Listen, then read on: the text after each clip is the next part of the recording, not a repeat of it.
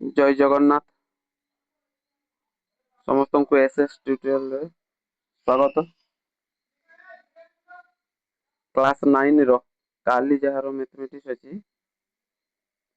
କାଲି ଯୋଉମାନଙ୍କର ଯୋଉ ପୋଷ୍ଟପୋଣ୍ଡ ହେବା ପରେ ଯୋଉ ମ୍ୟାଥମେଟିକ୍ସ ଯଦି କାଲି କାହାର ଅଛି, ତା ପାଇଁ ଇମ୍ପୋର୍ଟାଣ୍ଟ ପୁରା 100% ରିଅଲ କ୍ୱେଶ୍ଚନ। ତାର କ୍ୱେଶ୍ଚନର ଆନ୍ସର ସହିତ ଭଲ କି ଦେଖିନିଅ।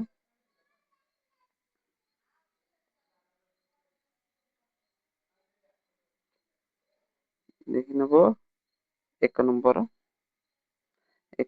ଆନ୍ସର ସହିତ ମୁଁ କହୁଛି, ଭଲ କି ଦେଖିନେବ। 1 ନମ୍ବର ଆଇ, ଏ ଡେଲ୍ଟା ବି ବାହାରିବ 4, ଏ ଡେଲ୍ଟା ବି ବାହାରିବ 4। ଏବେ ଯିବା 2i। ଯୋଉମାନେ ସବସ୍କ୍ରାଇବ କରିନ ସେମାନେ ସବସ୍କ୍ରାଇବ କରିନେବ। ଆଉ ନେକ୍ସଟ ଆଗକୁ କିଛି course important selection question class 10 ପାଇଁ 9 ର କ୍ୱେଶ୍ଚନ ଏମିତି ଆସିବ, ତ ସମସ୍ତେ ତା ପାଇଁ କମେଣ୍ଟ କରିବ।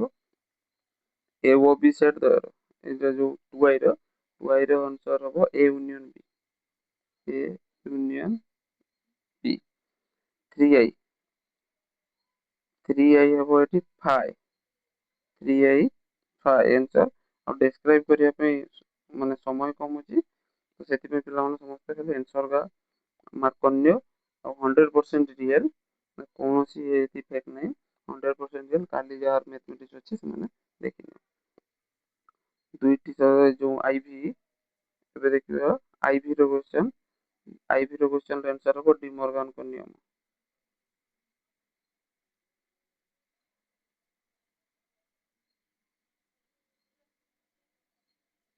ଡି ମର୍ଗାନଙ୍କ ନିୟମ। ଭି ର ଆନ୍ସର ହବ ପିଲାମାନେ x = 2 ବାହାରିବ, y = 1। ଏବେ ଯିବା 2 ନମ୍ବର। 1000 ରୁ 2000 ମଧ୍ୟରେ ମୌଳିକ ସଂଖ୍ୟା 135, ମନେକର 135। ବେଦରେ ପାଏର ଆସନ୍ନ ମାନ କେତେ?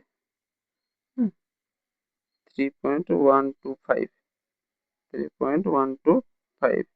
2i ର ଆନ୍ସର ଗୋଟେ ରୁଟିନ କଣ ରୁହେ 3i। 3i ର ଆନ୍ସର ହବ 2 ଓ 3, 2 ଓ 3। IV ର ଆନ୍ସର ହବ x = 1 ବାହାରିବ, IV ର ଆନ୍ସର x = 1। V କୁ କ୍ଲୋଜ କଲେ 17√2 ବାହାରିବ, 17√2v। 3√2 + 7 8 √8 = 17√2।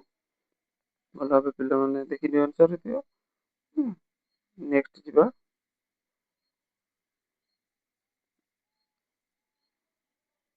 3 ନମ୍ବର। ଭଲକି ଦେଖି ନେବ ପିଲାମାନେ। ଦେଖିବା 3 ନମ୍ବର। ପାଏ ରେଡିଆନ କେତେ ଗ୍ରେଡ? ପାଏ ରେଡିଆନ, ଭଲକି ପିଲାମାନେ ଦେଖ, ପାଏ ରେଡିଆନ 200 ଗ୍ରେଡ, 200 ଗ୍ରେଡ। ଏବେ ଯିବା 2i। କେଉଁ ଗଣିତଜ୍ଞ ଯେମିତି ଜନକ ଆଖ୍ୟା ଦିଆଯାଇଛି ଏଟା ଜାଣିଥିବ ସମସ୍ତେ। ପ୍ରଥମ ହେଉଛି ୟୁକ୍ଲିଡ।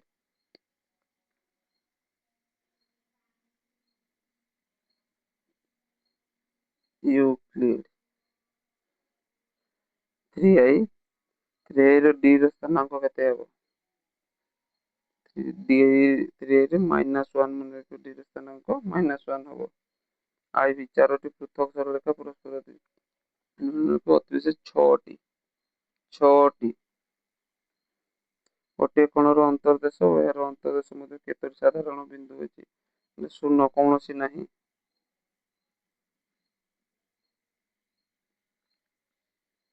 ଶୂନ୍ୟ ନାହିଁ, କୌଣସି ନାହିଁ। ଦେନ୍ IV ଦେଖ, ୟୁନିଟ IV ର 4 ନମ୍ବର ଯୋଉଟା କି I। ମୋର I ର ଉତ୍ତର ହେବ କେଉଁ ପ୍ରକାର କୋଣ ହବ? ଗୋଟେ ସ୍ଥୂଳ କୋଣ ହବ।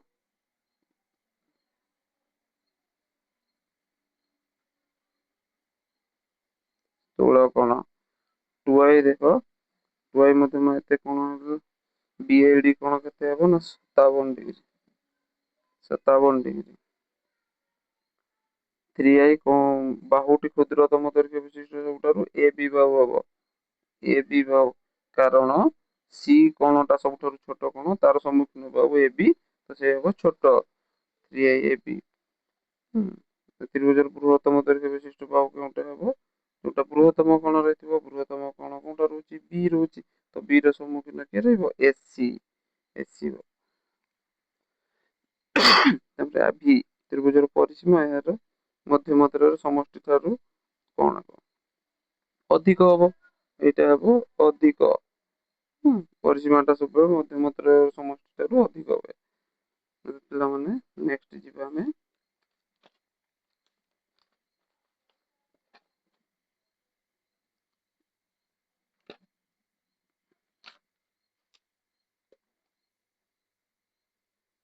नेक्स्ट जिबा यूनिट 1 मल्टीपल असाइनमेंट रो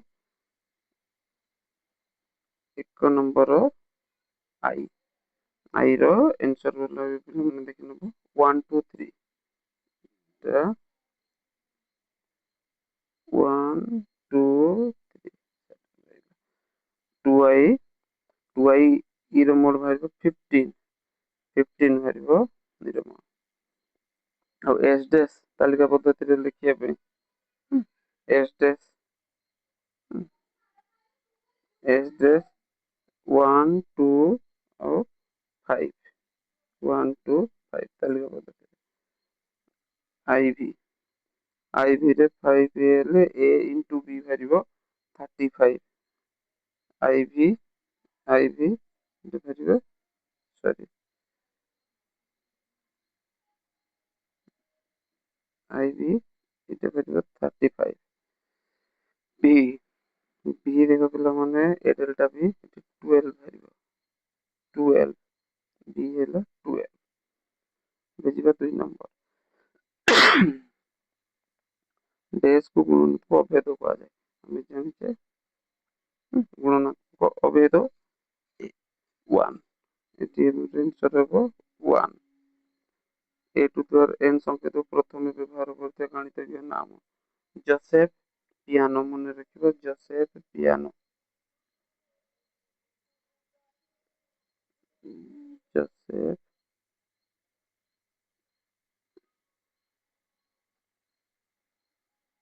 जोसेफ पियानो सर्वनिम्न अयुग्म मौलिक संख्या सर्वनिम्न अयुग्म मौलिक 3 सर्वनिम्न छान छान -1/7 गुणनात्मक बिलोमी -7 आंसर होइबो -7 देन v v रो को यदि हमें परिमेय रूप रे लिखिबा एटा भारिबो 13/10 ये गुडे 13/10 ए पिला मन देखिबा हमें यूनिट 3 यूनिट 3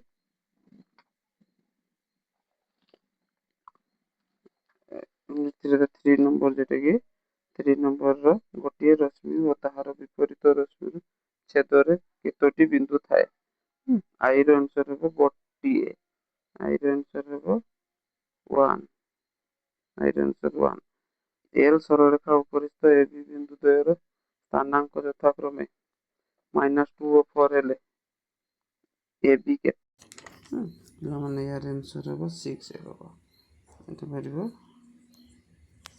6 2i हेबो 6 3i दुईटी सरलरेखा परस्पर छेद कले 3i रो आंसर माने समान समान देन आई भी हेबो मो लेट कर नै 15 हेबो आई भी 15 भी हेबो 50 भी हेबो 50 आंसर माने भी हेबो 50 तापर जिबा हमें सेसबो 4 नंबर यूनिट आई भी 4 नंबर गोटे समद्विबाहु त्रिभुज प्रत्येक भूमि संलग्न कोणर परिमाण 45 डिग्री हेले यार शीर्ष कोणर परिमाण 4 नंबर मन 90 डिग्री 90 हेबो यार आंसर 90 2i हेबो संभव प्रत्येक एटा जानिछि समस्त 60 डिग्री 3i ଏଇଟା ଆମେ ସବୁବେଳେ ଜାଣିଛେ ତ୍ରିଭୁଜର ତିନି ବାହୁର ଦୈର୍ଘ୍ୟର ମଧ୍ୟରେ କି ସମ୍ପର୍କ ରୁହେ ନା ତ୍ରିଭୁଜର ଯେକୌଣସି ଦୁଇ ବାହୁର ଦୈର୍ଘ୍ୟର ସମଷ୍ଟି ତୃତୀୟ ବାହୁ ଠାରୁ ଅପେକ୍ଷା ଅଧିକା ହେଇଥାଏ। ଦୁଇ ବାହୁର ସମଷ୍ଟି ତୃତୀୟ ବାହୁ ଠାରୁ ଅଧିକା, ଏଇଟା ଲେଖିବ ପିଲାମାନେ ତାର ସମ୍ପର୍କରେ। ଆଇଭିରେ ଏଠି ସଂଲଗ୍ନ କୋଣର ପରିମାଣ ହେବ 30 ଆଇଭି 30। ତାପରେ ଦେଖିବା ଭି, ତ୍ରିଭୁଜର ଉଚ୍ଚତା ତ୍ରୟର ସମଷ୍ଟି ଏହାର ପରିସୀମା ମଧ୍ୟରେ କ'ଣ ଅଛି? ଉଚ୍ଚତା ତ୍ରୟର ସମଷ୍ଟି ପରିସୀମା ଠାରୁ ସାନ ହେବ। ଉଚ୍ଚତା ତ୍ରୟର ସମଷ୍ଟି ଏଠି କିସ ହେବ? ସାନ ହେବ। ଏହାର ଉତ୍ତର ହେବ ସାନ। ନା ଉଚ୍ଚତା ତ୍ରୟର ସମଷ୍ଟିଟା ସାନ ହେବ ପରିସୀମା ଠାରୁ। ପରିସୀମା ଏଇଭଳିଆ ତୁମେ ପିଲାମାନେ ଲେଖିପାରିବ। ଆଉ କମ୍ପ୍ୟୁଟରର ୱାର୍ଲଡ ୱାଇଡ୍ ୱେବ୍, ଏଟା ଲାନ୍, ଲୋକାଲ ଏରିଆ ନେଟୱାର୍କ, ତ ଏଇଭଳିଆ ଏହାର କ୍ୱେଶ୍ଚନ୍ ପିଲାମାନେ ସବୁ ଦେଖିଦେବ। ଯେଉଁମାନେ ସବସ୍କ୍ରାଇବ୍ କରିନିଅ ପିଲାମାନେ ସମସ୍ତେ ସବସ୍କ୍ରାଇବ୍ କରିନିଅ, ଆଉ ଲାଇକ୍ କରିନିଅ, ସେୟାର କର। ଆଗକୁ ଏଇଭଳିଆ କଣ୍ଟେଣ୍ଟ ଆହୁରି ପାଇବ। ଆଉ ଯେଉଁମାନେ ଆଗକୁ କ୍ଲାସ୍ ପାଇଁ ଇଚ୍ଛୁକ, ଯେ ଯେକୌଣସି ଚାପ୍ଟରରେ ଚାହୁଁଛ ମ୍ୟାଥରେ, ସାଇନ୍ସରେ, ତାରେ ଆମର ଇଂଲିଶରେ, ହେଲେ ସବୁ କମେଣ୍ଟ କର ଯେ ଏଇ ଚାପ୍ଟରରେ ଆମେ 10 ବା 9ରେ ଚାହୁଁଛୁ। ଏଇ ଚାପ୍ଟର ଉପରୁ ମୁଁ ତୁମକୁ ଭଲ ବ୍ରିଫଲି ଭଲ କ୍ଲାସ୍ ଆଣିବି, ଡିଟେଲ୍ ବୁଝେଇବି ଭଲ ଭାବେ ତୁମକୁ ପୁରା ଡିଟେଲଲି। ତ ସେଥିପାଇଁ ତୁମେ କମେଣ୍ଟ କର। ଧନ୍ୟବାଦ ପିଲାମାନେ। ଜୟ ଜଗନ୍ନାଥ।